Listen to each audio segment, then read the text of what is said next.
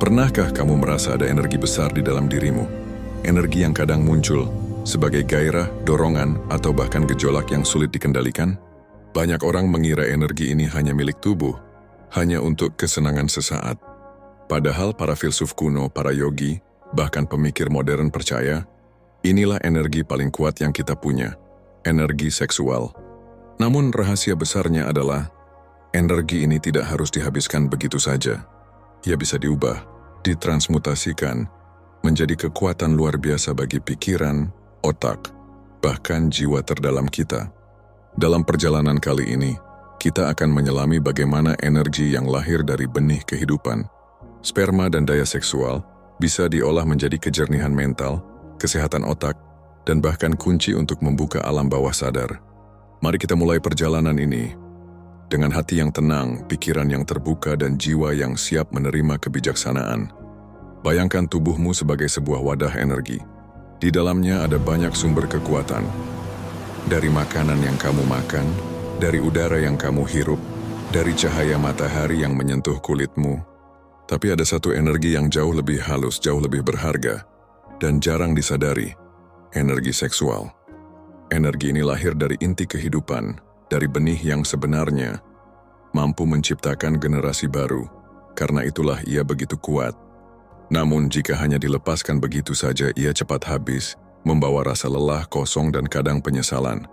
Tapi bila kamu mampu menahannya, mengolahnya, dan menuntunnya naik, ia berubah menjadi bahan bakar untuk kejernihan pikiran dan kekuatan batin.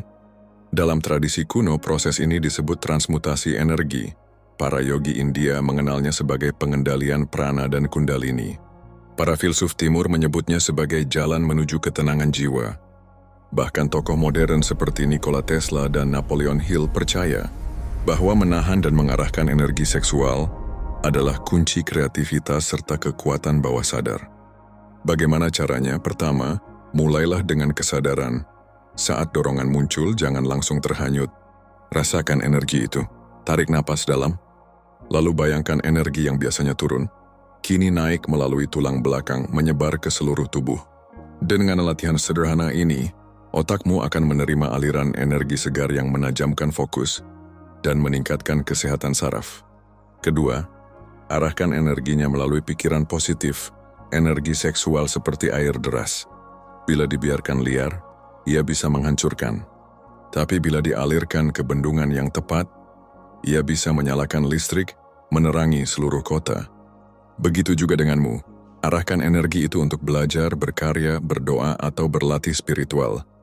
Ketiga, pahami bahwa setiap kali kamu berhasil menahan dan mengubah dorongan ini, kamu sedang memberi makan alam bawah sadarmu. Perlahan imajinasi menjadi lebih hidup, intuisi lebih tajam, dan bahkan mimpi bisa menjadi pesan yang menuntun perjalanan hidupmu. Ingatlah, energi seksual bukan musuh. Ia adalah sahabat. Ia adalah api yang bisa membakar, tapi juga bisa menghangatkan dan memberi terang. Semua tergantung bagaimana kamu mengelolanya. Jadi mulai sekarang, belajarlah untuk melihat dorongan itu, bukan sebagai beban tapi sebagai peluang. Peluang untuk mengubah gairah menjadi ketenangan, nafsu menjadi kesadaran, dan sperma sebagai simbol benih kehidupan menjadi bahan bakar kejernihan pikiran, kesehatan otak, dan pintu menuju alam bawah sadar. Bayangkan dirimu duduk dalam diam, nafas perlahan, tubuh tenang, lalu kamu sadari, di dalam dirimu ada sebuah lautan energi. Lautan yang seringkali kita abaikan. Energi ini begitu halus namun juga begitu dahsyat. Energi seksual.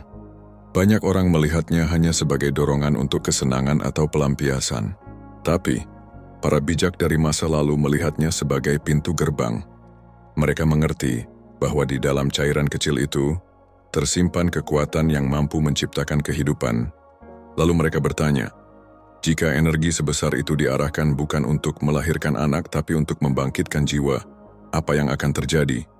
Maka lahirlah ajaran-ajaran kuno tentang transmutasi. Di India, para yogi duduk bertapa menjaga brahmacharya, menahan benih agar tidak tercecer sia-sia, lalu mengalirkannya naik ke otak hingga cahaya batin mereka terpancar.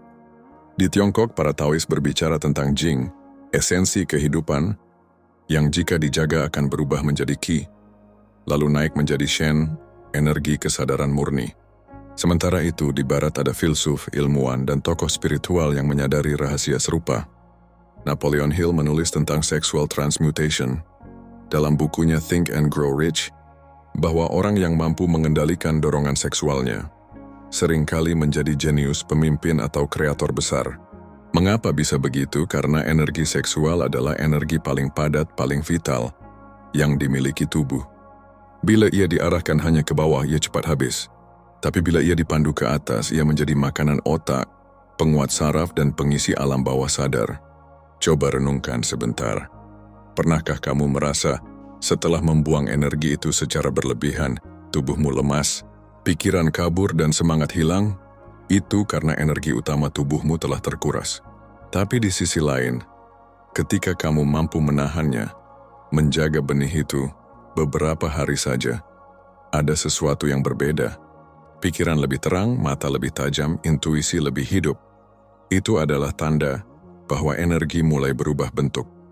Kamu mungkin bertanya, bagaimana cara mengubahnya?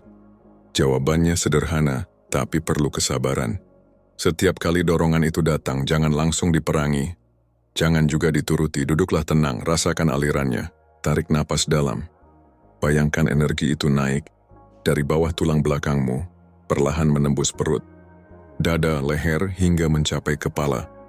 Visualisasikan ia sebagai cahaya hangat, bergerak ke otakmu. Bila kamu ulangi ini, lama-kelamaan tubuhmu terbiasa. Energi yang tadinya ingin keluar kini dipandu masuk, diolah, dan ditransmutasi. Inilah yang membuat otakmu segar, daya fokus meningkat, dan kesehatan mental terjaga. Tapi itu baru tahap pertama. Tahap berikutnya adalah mengikat energi itu dengan pikiran dan niat. Energi seksual ibarat air. Kalau kamu biarkan mengalir tanpa arah, ia hanya akan membanjiri. Tapi bila kamu arahkan dengan bendungan, ia bisa menyalakan turbin, memberi listrik, memberi kehidupan. Begitu juga energi dalam dirimu. Bila diarahkan untuk belajar, berkarya, berdoa, dan menumbuhkan cinta kasih, maka seluruh aspek hidupmu akan diterangi olehnya. Dan ketika energi ini menembus alam bawah sadar, sesuatu yang lebih halus terjadi. Mimpi menjadi jernih, imajinasi menjadi kreatif. Bahkan intuisi yang dulu samar kini menjadi bimbingan nyata. Kamu akan mulai melihat tanda-tanda, kebetulan-kebetulan yang seakan mengarahkan jalanmu. Semua itu adalah bukti bahwa energi seksual telah berubah menjadi kekuatan spiritual dan mental yang lebih tinggi. Kita sering mendengar pepatah, otak adalah raja, hati adalah permaisuri, dan tubuh adalah kerajaannya. Energi seksual adalah prajuritnya. Bila dibiarkan liar, kerajaan kacau. Tapi bila diarahkan, mereka menjaga tahta, melindungi jiwa, dan membawa kejayaan batin. Maka, jangan remehkan energi ini, jangan biarkan ia mengendalikanmu. Jadilah pengendali, jadilah tuan atas dirimu sendiri. Karena ketika kamu bisa mengubah sperma menjadi cahaya otak, kamu tidak lagi diperbudak oleh nafsu, melainkan dibimbing oleh kesadaran. Dan disitulah jalan menuju pencerahan dimulai. Saudaraku yang mendengarkan, kita sudah berjalan cukup jauh dalam perenungan ini. Dari sekadar membicarakan energi tubuh, kita akhirnya sampai pada rahasia yang lebih dalam, bahwa di dalam diri setiap manusia ada sebuah samudera yang menunggu untuk diarahkan. Energi yang selama ini kita anggap hanya sekadar dorongan, ternyata adalah pintu menuju kesadaran yang lebih tinggi. Seperti seorang pengembara di padang pasir, kita sering mengejar fata morgana.